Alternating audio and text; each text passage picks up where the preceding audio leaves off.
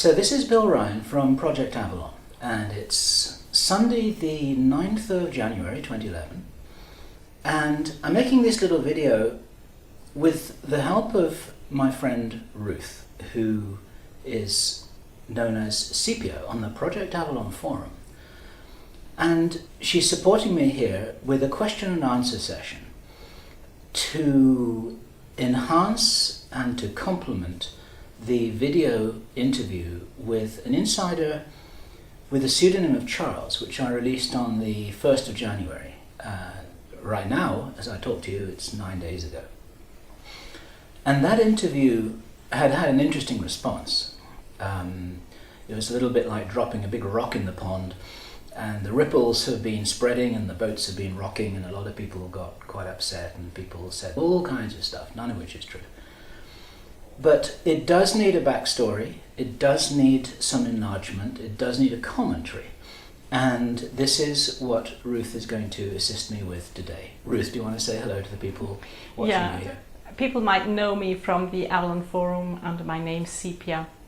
And here I find myself in this funny situation, sitting behind the camera, trying to ask you questions.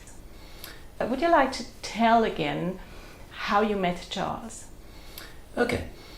The story is told in the interview itself. The summary is that he emailed me with brevity and courtesy and suggested that it would be valuable for me to talk to him.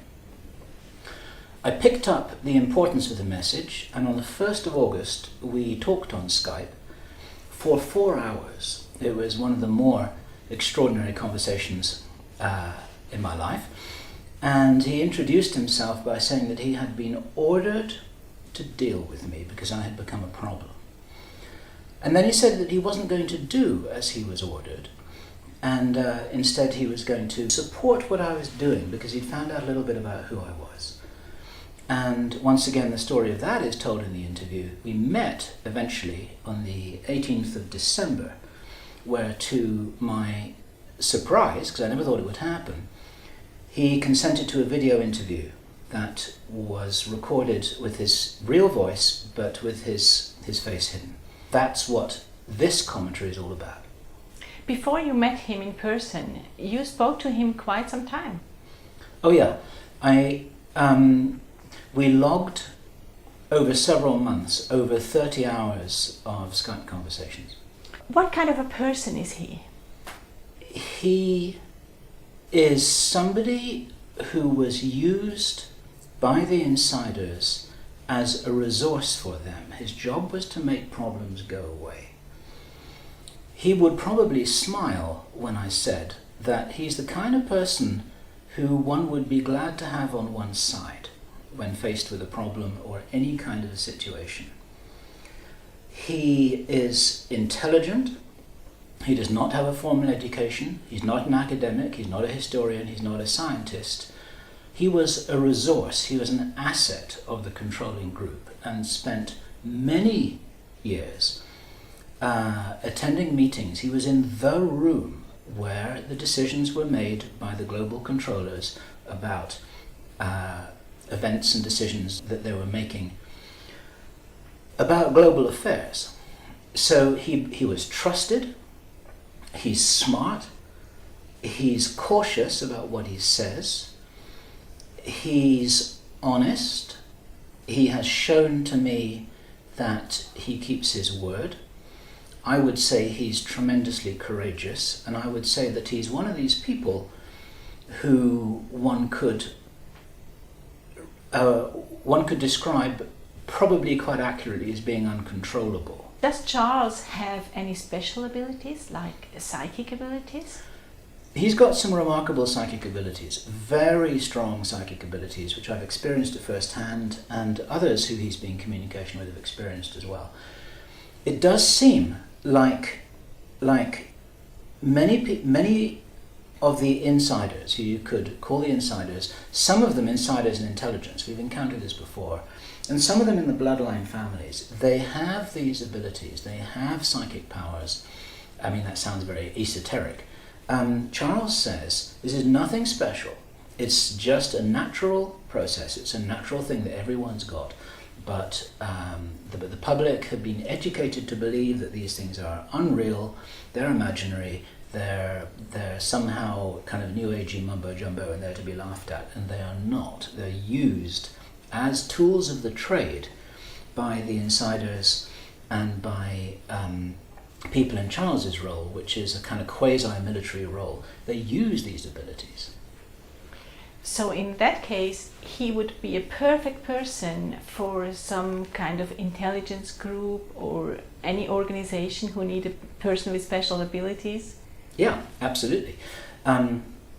We know, for example, that the Russians and the Americans have spent billions of dollars on research programs trying to enhance people's abilities for remote viewing, remote influencing. There's all the work that was done by Hal Puthoff and company in the Stanford Research Institute in the 1970s with Uri Geller and Ingo Swann. All of this is very well documented in the public domain. Jim Marrs wrote a wonderful book about this called Psi Spies. But when you've got somebody who's already a bloodline member, as Charles is, and who has these abilities, he was born with these abilities. He had a little bit of an enhancement, meaning he was trained and he had some of these things brought out. But basically he was born with these abilities, and so they use these resources that they have available to them. That's why, one of the reasons why he was inducted into their world, not only because he was a warrior and because he was smart and capable and he was able to make their problems go away for them, but also because of his abilities that, as he described, often prevented problems from rising in the first place. And that's better than having a fight on your hands. So we could actually say that he didn't have a chance to choose a different way in his life. He was brought up in this tradition, so to speak. He was singled out from a very early age when he was a kid. He'd been watched all the time. He didn't realize what was happening until he was into his late teens and 20s. That's when he realized that there was more to him than he knew, but other people had been watching him all the time. In the meantime, when he was young, he was a hooligan, and his capabilities in that world were noticed and taken advantage of. For instance, he describes, I don't think this is in the video, but he told me how when he was a teenager, he was utilized to go into Greenpeace demonstrations and cause trouble, so that the demonstrators would be antagonized by the police and so on and so forth. We know that this kind of thing happens. We don't often get the chance to talk to someone who says, yeah, I did that kind of thing, I was asked to do it, and so I did. Why did he suddenly decide to work together with you? Yeah, this is a critical question. As he describes in his interview, he had a certain experience which effectively deprogrammed him. And this is a bit of a caricature, I'm sort of encapsulating this, but he woke up and he thought, wait a minute, I don't have to do all this stuff mindlessly that they're asking me to do. I'm my own man and I can make my own decisions. And that's what he started to do. Now, he didn't announce it to them straight away. That became clear when he was asked to contact me to deal with me because I was a problem. And then he didn't do as he was asked. That's when everything changed. Okay, so behind Charles there is some kind of a group. Could you make it easier to understand for people who these people are? Yeah.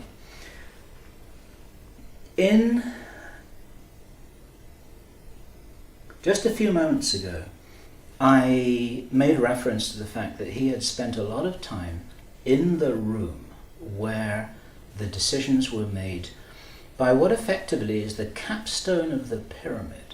This is not the Illuminati, it's not the Freemasons, it's not the Rosicrucians, it's not the Skull and Bones. It's a group that's senior to all of that has no name.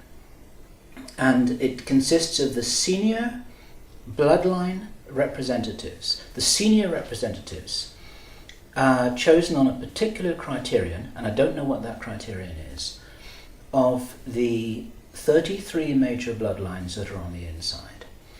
And this is a little bit of a loose analogy, but you can regard them as families. You can regard them as families who know what's going on. Charles said that they've been in control of the planet pretty much for 17,000 years. I don't know whether that's an accurate figure, but it gives an order of magnitude that I find very believable.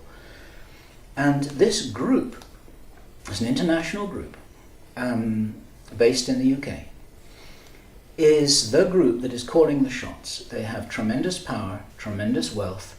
They've had this power and this wealth for a very long time, and they are senior to every other group. It's the controlling group, as best I understand it. And these are the people who Charles has reported to and who has worked with and who knows in person. It's as senior as it gets while you stay on this planet. I would like to know a little bit more about this group. Are these the same beings always incarnating in the same bloodline, or how can I understand this? Charles has never gone into this. I think these are good questions. I'd like to ask these questions to him. But in all the conversations we've had, and we've talked about a lot of stuff, what people could call the spiritual aspect of this, or the aspect of who we are and who they are as immortal beings, temporarily occupying bodies, that was not discussed. The emphasis from Charles's viewpoint, and it would seem from the controlling group viewpoint, is it's all about DNA, it's all about bodies, it's all about bloodlines, and ultimately it's all about eugenics. So it has never been expressed if they understand themselves as spiritual beings? This has never been discussed. That's all I can say. My personal opinion is that I'm sure that they do. I know from conversations with Charles, from personal conversations with him, that he is well aware that he's an immortal spiritual being temporarily occupying a body. He's this is obvious to him, he knows this. Yeah. Just as many people watching this video know this. But he's never talked about how this fits in to the scenario and the plans and the philosophy and the operating modus operandi, the principles, how they work of the Insiders. I personally would like to think that these beings don't lose their memory from one incarnation to the other. They are in this controlling function for many, many thousands of years. It's an intelligent speculation, and I'd like to ask that question, and I don't have the answer, and we're just guessing. It makes sense, but I have no idea. I really don't know. These people who belong to this controlling group, are they at all known in the open? No. Charles did not tell me their names. I did not ask for their names. And there's an important reason for that. At one point, Charles was actually tempted to tell me one or two names, although they wouldn't actually have meant anything to me. These are not people in the public domain. These are people who are very, very hidden. And we were very well aware that everything that we were talking about was being monitored and listened to. Of course it was. I said, don't tell me any names. I don't need to know. It wouldn't mean anything. It's more important to understand why they're doing what they're doing, to understand their thinking, to understand their philosophy, to understand their rationale, to understand the nature of the game that's being played. I didn't want to get personal. And I wanted to show that I didn't want to get personal as an indication of the fact that I wanted to be, let me say it, I wanted to be an English gentleman. These are principles that are important to them. It's important to play the game that way. There are ancient protocols. There are principles and rules of engagement in place that, in my view, is very smart to recognize. And so I haven't wanted to tread on their toes. I haven't wanted to insult them. I haven't wanted to interfere with their personal affairs. But as a group, as an operating group, like the board of directors of Corporation Planet Earth, I wanted to establish a dialogue, and I wanted to show them that I was maybe what Charles called in his interview with me, a worthy contestant. In other words, somebody who they feel that they can do business with, who can be trusted, who's not going to badmouth them, who's not going to break his word, and who can act as what word to use, as a negotiating representative of the alternative community, who are the only community who really are aware of what's happening. They're aware of some of what's happening and justifiably concerned about what's happening. And so the opportunity to open up a dialogue was what was really important to me. Now, I know the original question was, did he say anything about these people personally? I didn't need to know those details. So let's go back these, let's say, 17,000 years. What started at that moment? Oh, well, 17,000 years is recent history. One of the first things that Charles explained to me was that, in his own words, the human race is an experiment. You could regard it as a project, but basically it's a created situation set up on planet Earth as the ideal environment where several hominid species were established on this planet, and Charles thinks that this was about 1 million years ago. He's not a historian or an anthropologist, but that's what he understood. And then the initiators of the project stepped back to allow these humanoids, these early humanoids, to breed with each other, to handle things, to sort things out, to evolve and develop, uninterfered with. They stepped back and let this ball roll. And there seems to be a genetic experiment or a genetic project. And the outcome seems to be something to do with the optimization of DNA or the optimization of the genome that has evolved in a natural way. And there's some kind of principle or protocol in place here that, rather than create something to design in an advanced laboratory, assuming that this is possible, they're allowing this DNA, our DNA, the human genome, to evolve and to optimize itself under natural conditions over a long period of time, using planet Earth as the Petri dish, as it were. A Petri dish is just a little sort of controlled environment in a laboratory where little bugs are grown. And I'm not saying that humans are little bugs, I'm just saying that it's a controlled environment in which changes take place, and then they're observed and they're monitored. And it's all with an outcome in mind. Now, Charles doesn't know who the ET originators of this situation were, but they're doing this for a reason. They're doing this because of some purpose that they had, some goal that they had, or some problem that they were trying to solve.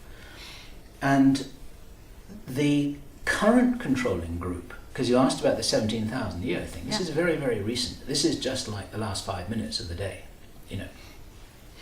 That controlling group has come to the top of the pile on planet Earth in a natural way. Like in business, if all is fair in love, war, and business, then they have risen to the top. A lot of this is about controlling power, and it's about controlling wealth. And because they've risen to the top, and they feel that they have deserved it, this justifies it for them. Because they are also in possession of the history. This history exists in artifacts and documents in the Vatican Library and elsewhere. It's not in the public domain, but they have it. They know this stuff. They know the history of the human race. And they regard themselves as being the guardians, as doing a responsible job. They see themselves, like the chief executives of a corporation, as being responsible for the survival of the corporation, for the optimization of the product that that corporation creates, the management structure of planet Earth, on behalf of the experimenters. That's how they see their role. And as I explained in the interview that I did with Charles that was released on the 1st of January, there's a very sensitive issue here. Now, I'm not trying to justify anything, I'm reporting it. But just like in the way that a corporate board of directors thinks about a big corporation when there are too many workers and the corporation is no longer efficient, then they let people go. They let some of the workforce go to get the whole thing leaner and meaner and more efficient. So they care about the company, but they don't care about the workers. And I believe that that is a rough analogy. And they would say, we care about the human genome, but we don't care about individuals. That's not our job. Where does this stand in comparison to everything that David Icke says? Where are the other groups, like the reptilians, the Anunnaki, call them whatever you want? Where are they? They also have their intentions. They also have their power games. Is there anything said about this? The only intelligent thing I can say about this is that there are many groups, there are many factions, there are many agendas. There's a lot of compartmentalization. And in my personal view, there are likely to be off-planet influences, maybe astral, non-physical influences, which are way beyond the intentions of the group of ETs that actually started this experiment or started this project. There are lots of other things going on. I think there's a lot of evidence to suggest that. I think it's a massive complexity. I do not have the details. Charles does not have the details. There are a whole bunch of questions which I've got which have not been answered, and those few questions that you tabled there are among them. But we can assume that there are many, many groups, and very soon we come to the point where we try to differentiate, or it's in the nature of humans to differentiate between good and bad. Who is the good one? Who is the bad guy? It's a difficult subject. This is the kind of conversation that's really hard to have because everyone gets upset about it. Let's just be God for a moment. And I don't mean that sacrilegiously. Let's just take the highest viewpoint we possibly can do. We're looking at over all of creation, okay? And this is possible for humans just to adopt that viewpoint for a little bit. Some people do it in meditation. When one's out of the game looking in on it, when you're out of the fishbowl looking in on it, when you're out of the movie looking back on it, good and bad are kind of temporary artificial constructs, okay? And ultimately what you've got is you've got spirituality doing its thing, you've got beings playing games, you've got people solving problems, you've got all kinds of drama and theatre, and you've got the whole movie, if you like. And so sometimes it can be helpful to think in terms of good and bad, and sometimes it's not helpful to think in terms of good and bad. And let me enlarge on that a little bit, because I think this is important, if I can find a way of making the point. Since the first video was released, there's a lot of anger has been triggered, and I understand that. It's like now that people have got a target for their anger. Some of the anger is against Charles, some of it is against me. It's like, how can you talk to this guy? You know, he's working for the dark side. This is the sort of Star Wars analogy. How can you dialogue with these people? How can you even represent them? How can you try and explain what it is that they're doing or why? How can you even be talking like this on camera? How dare you? You're betraying us. All of this kind of stuff. And that's not productive. I can understand that kind of reaction, but it's not productive. Because fighting doesn't work. It really doesn't work. All that does is it just precipitates us into the next situation, and we've got to fight about that, and so on and so forth. At some point, you've got to step outside of this fishbowl, and you've got to say, look, we're all in this together. one of the most important things that happened in South Africa, for example, after apartheid, that was a sort of microcosm equivalent of a lot of the larger, more nasty things that have been happening on planet Earth. There was a Truth and Reconciliation Commission that said, okay, we're not trying to punish anybody here, but we've got a kind of amnesty, but the truth has to be told.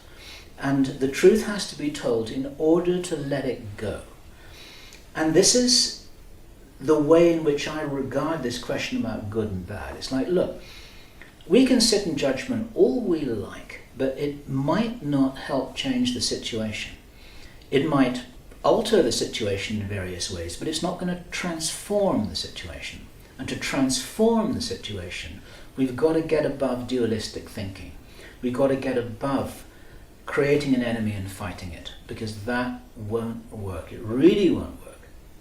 We have to set up, establish or create or envision the kind of global equivalent of the South African Truth and Reconciliation Commission, where we say, all right, look, we're looking back and it's been a big mess, and a lot of people have done a lot of unwise things, and a lot of people have made judgment calls which are not maybe the best for everybody, and some people have tried to solve problems in a way that just created more problems. And we look around us in planet Earth, it's a mess. So what can we all do together? Let's forget about the good and bad. What have we got? Who are we? Where are we? What resources do we have? What do we know? Let's all tell the truth and let's fix this situation, because planet Earth is too beautiful to trash. The human race is too beautiful to destroy. People are very, very remarkable. The human race is remarkable. I suspect that the extraterrestrials understand that there's something very remarkable that's being created in this human genome. And I often have wondered, I've asked questions that I haven't seen asked elsewhere, like the extraterrestrials out there with their extraordinary advanced technology and their mental abilities and their spiritual capacity. But do they dance? Do they climb mountains? Do they do acrobatics? Do they have skateboarding competitions? Do they have comedy?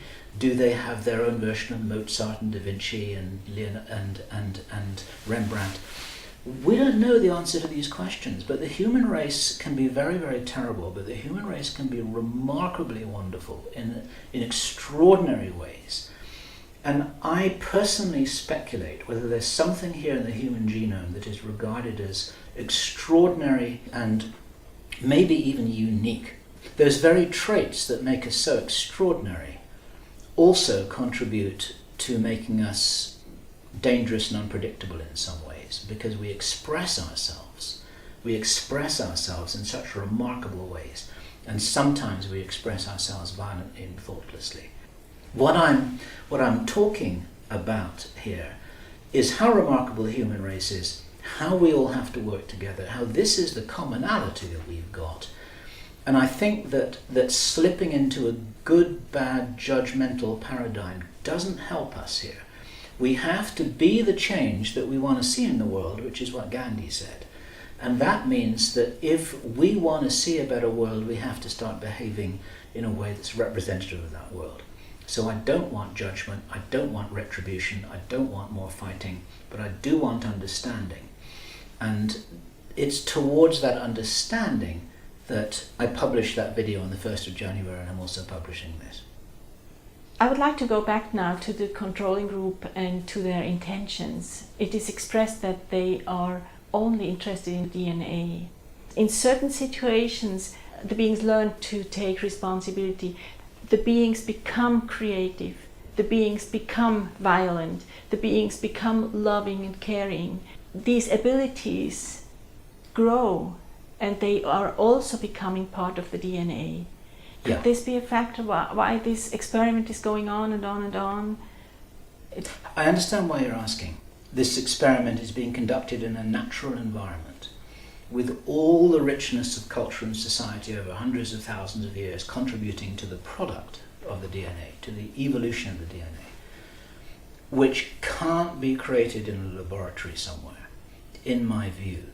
because Darwinian natural selection isn't the whole story at all. You're talking about a Lamarckian view, which is about the inheritance of acquired characteristics. This was he was a French biologist. His name was Jean-Baptiste Lamarck. You can go look him up.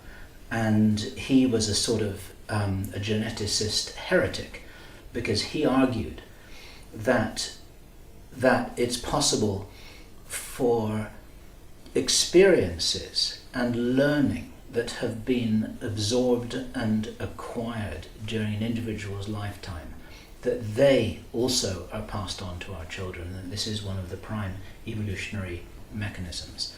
And he was branded as crazy for quite a long time. There are now some evolutionary biologists who do not believe that it's quite as crazy as that.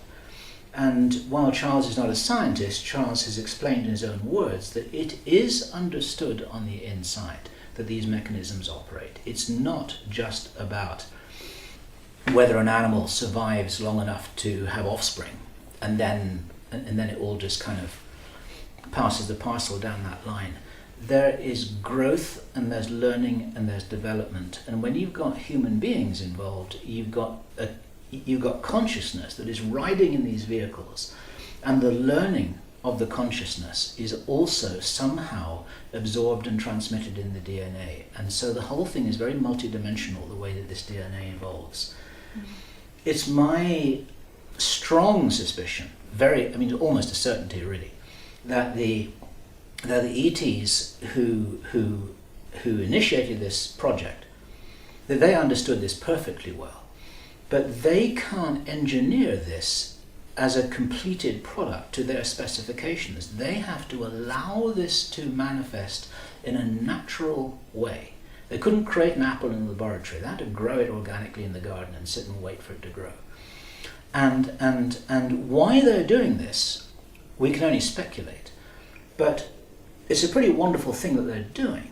And we don't know about the ethics of the ETs, except that, according to Charles, he's mentioned this many times to me, they will not interfere in their experiment. They have a strict protocol that they won't interfere at all. That is letting this ball roll.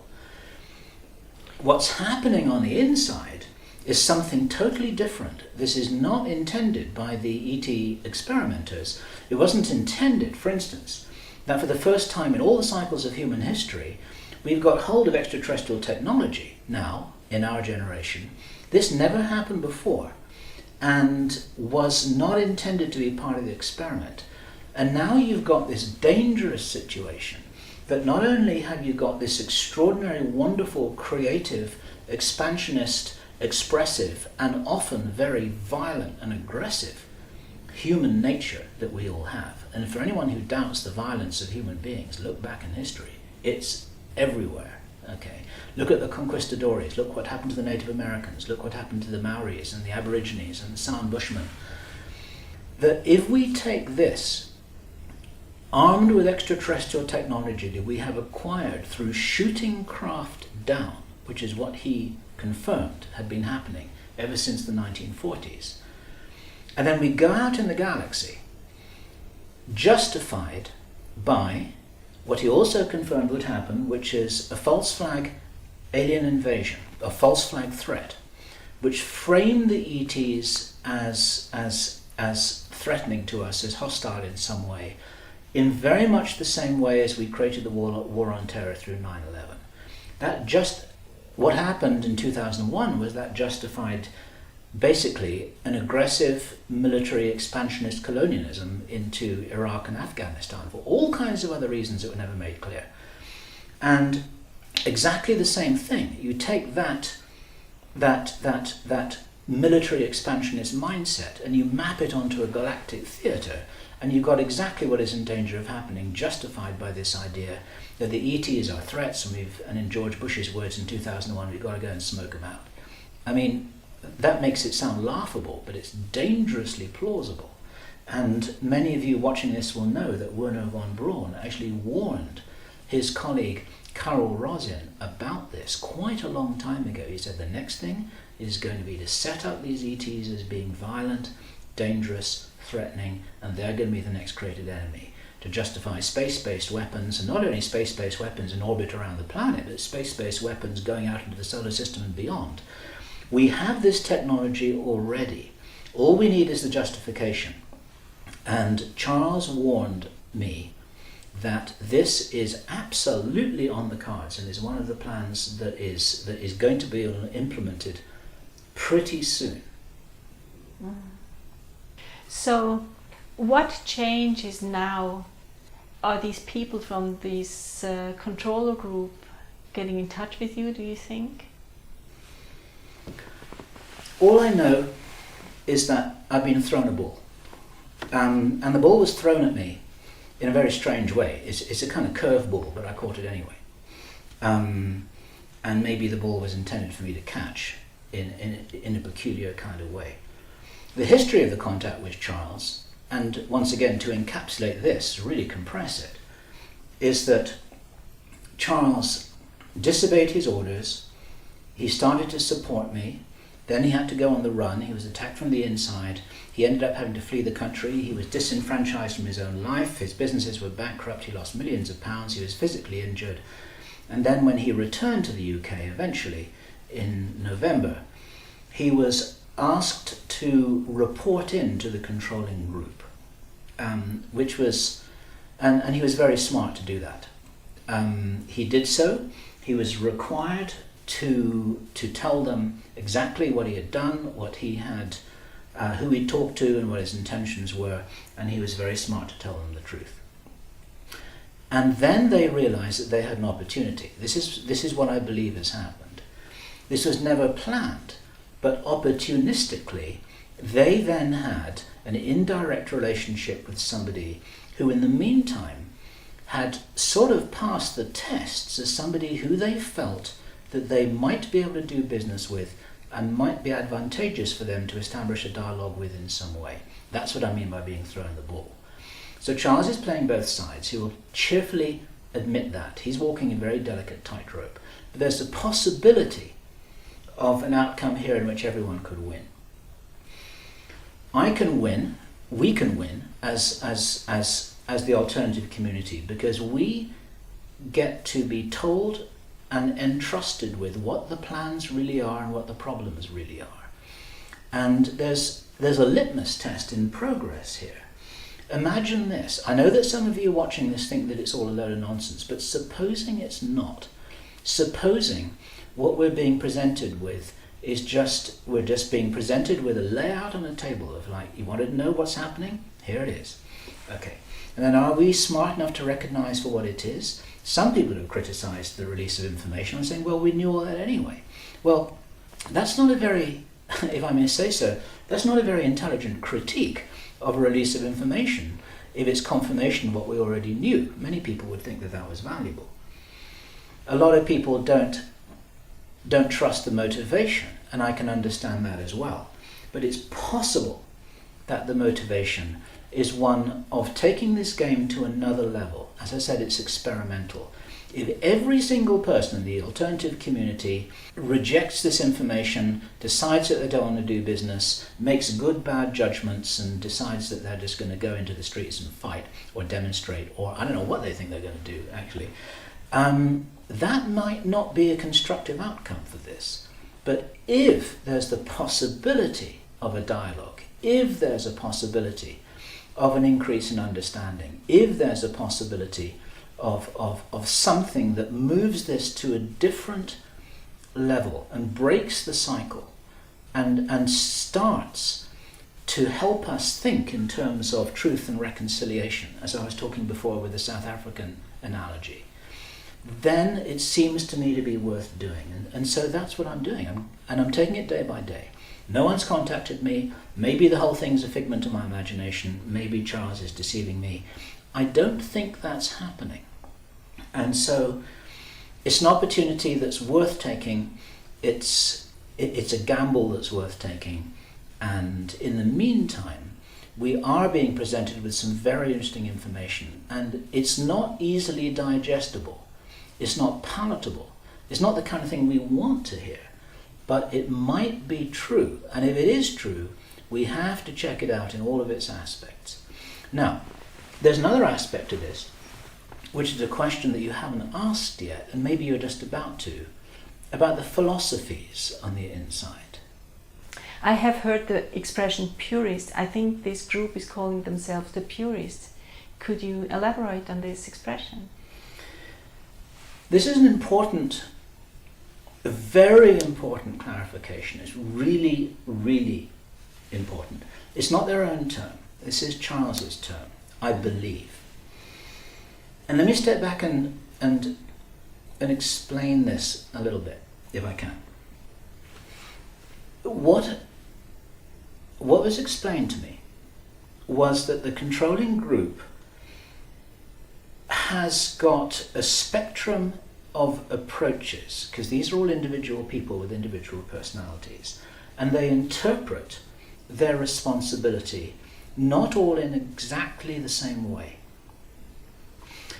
Some of them Charles describes as being very purist, which means that in the medieval sense, and this is an analogy, if I'm a purist and somebody steals my wife, and I'm living in the year 1800 in Britain or Europe, okay, I don't stab that guy in the back with a knife down a dark alley, even though I'm angry with him because he's stolen my wife.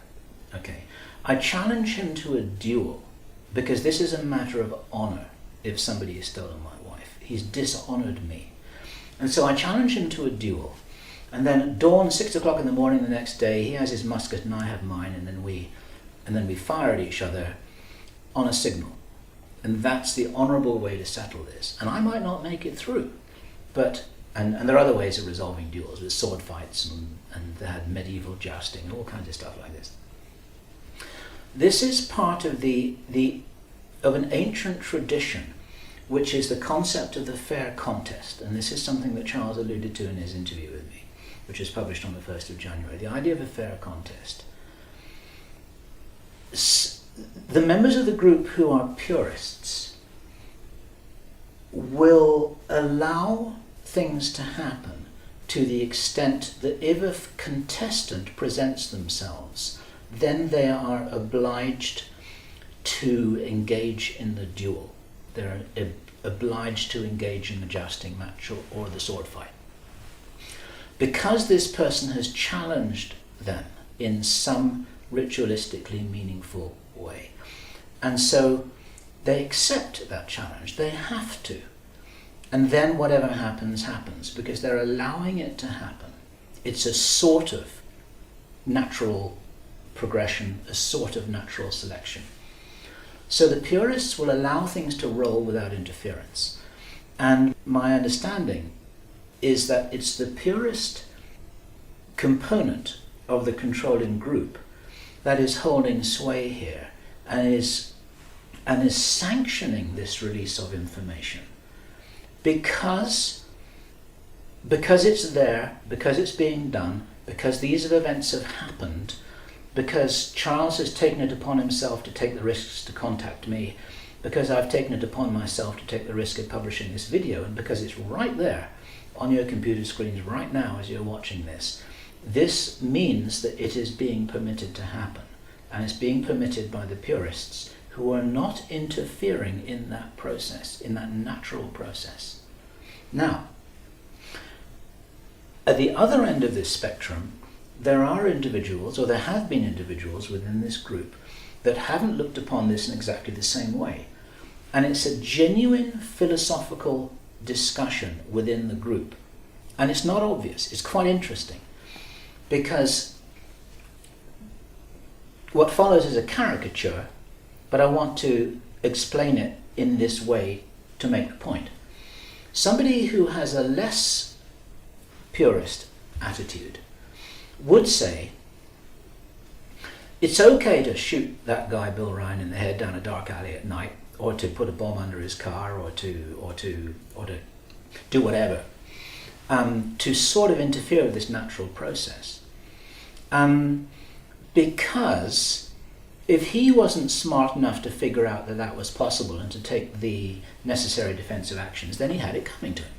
It's like all's fair in any kind of a fight.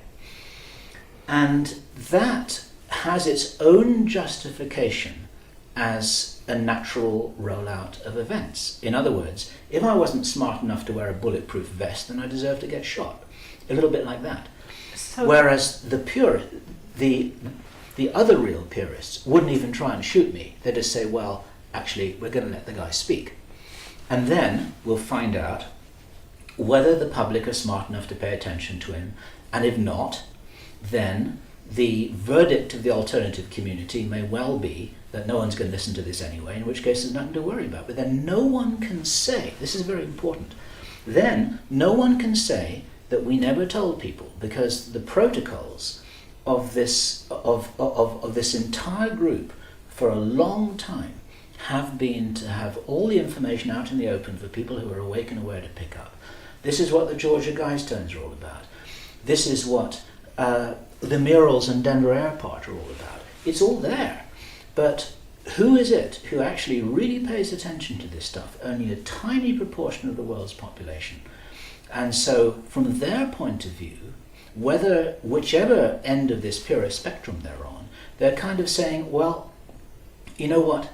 The public is just too dumb to understand what's happening, so we're going to carry on and doing it anyway. But no one can say that we didn't actually warn them.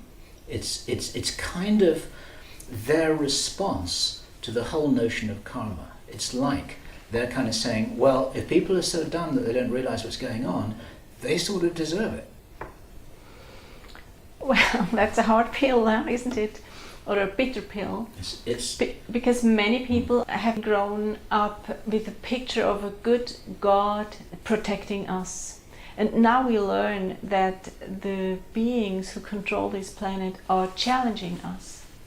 If we're smart, if we learn, if we try to understand, if we give our best, then we are not like rebels fighting, struggling. Then we are putting ourselves on a level that they take seriously. Correct. That's exactly correct, in my view. That's the way I understand it. If we're smart, if we're honourable, if we pick up this ball quickly and we understand what's happening, if we respond in a way that is regarded as being appropriate, then we will be respected, and then we will earn more. If we don't, if we rubbish it, if we insult them, if we say it's all crazy, if we prefer to stick our, in my own view, to stick our heads in the sand and listen to a lot of other stuff that in my view isn't true at all, then they're going to say, well, we told them, they didn't listen, and then they're going to carry on doing whatever it is they're going to do. Well, challenging can be quite painful, but there's a lot of good quality in it. The growing process is... It's a catalyst. It's a catalyst, exactly. So it's not about good and bad, rather than the good in the bad and the bad in the good. It's the sand in the oyster that creates the pearl. Yeah, beautiful picture. It's a beautiful picture. We have to have something to chew on in order to grow. I fully agree. And in this you see your role to publish enough that many people hear about this and can make their own decisions in life. I'm a messenger, and what happens is what happens. I'm kind of being a purist myself in this. It's like, I don't know. I mean, I really don't know whether we deserve to get any more information. That's not my call to make. If I receive more information, then I will release it. I do not know what's going to happen, and I think anything can happen, and I think what happens is to some significant degree up to us.